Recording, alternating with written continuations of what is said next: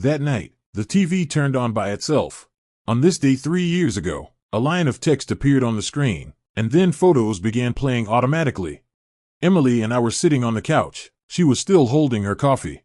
First photo, her and another man, kissing on a street I'd never seen before. The sunlight was harsh. In the background was a blue road sign that read Venice Beach. Her smile was the kind I hadn't seen in a long time, completely relaxed, genuinely happy. Second photo, they were holding ice cream, their heads leaning together. The date watermark was crystal clear, August 14, 2019. My stomach dropped. I remembered that day, perfectly. She told me there was an emergency company training in Chicago and she'd be gone for 3 days. She even showed me the flight confirmation email. I drove her to the airport myself. The TV screen went dark. The only sound left in the room was the ticking of the clock. Emily's coffee cup slipped from her hand onto the carpet. Dark liquid spread quickly. Her face went pale, her hands shaking as she reached for the phone on the coffee table. She was trembling so badly the phone slipped from her grip. "Jack, let me explain." Her voice was high and breaking. I didn't say anything. I picked up my own phone and opened our family cloud photo album. The memories feature was Emily's idea. She said it was sweet, that all our devices would automatically sync the good moments. I typed in that date in the search bar. There weren't just 2 photos. There were more. At a restaurant, he was feeding her. In a hotel room, taking mirror selfies, his arm around her waist. Her wearing a black slip dress I'd never seen before. 17 photos in total, each one stamped with precise times, locations, and even the device name, Mark's iPhone 12. Mark, I knew him. Her coworker. He'd been to our house for a barbecue and told me my ribs were great. I can explain. Emily lunged toward me, trying to grab my phone. That was a long time ago. Just once. I was drunk. We ended it ages ago. She snatched my phone and started frantically deleting the photos. Delete. Confirm. Next one. Her breathing was ragged.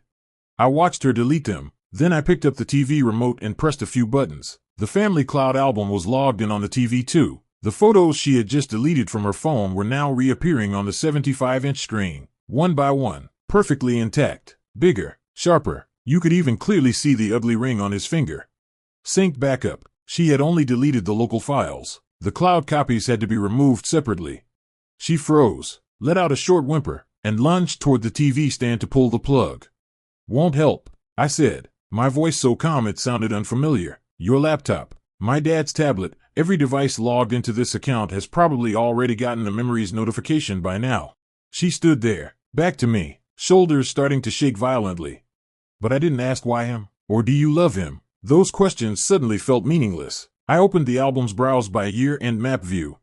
I searched for the device source Mark's iPhone 12. I checked every photo with geotags. I started building a timeline. November 5, 2018, San Francisco. She said she was meeting a college friend. March 22, 2019, Denver. She said it was an industry summit. August 14, 2019, Los Angeles. This time. January 10, 2020, Miami. She said she was taking her mother on a trip to relax. July 2020, after restrictions eased. They even met several times at a motel in our own city. Photo locations don't lie. Not a single mistake. A full, ongoing relationship. A web woven from data and coordinates.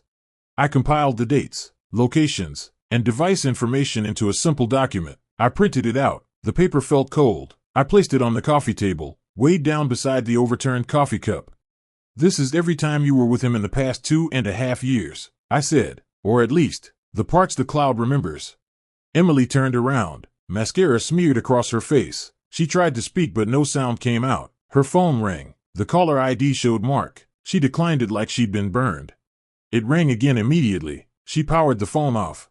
My phone buzzed. A text from an unknown number. Frantic. "Emily, did your husband find out? You have to completely delete those cloud photos. All backups. There can't be any trace left. He'll ruin me.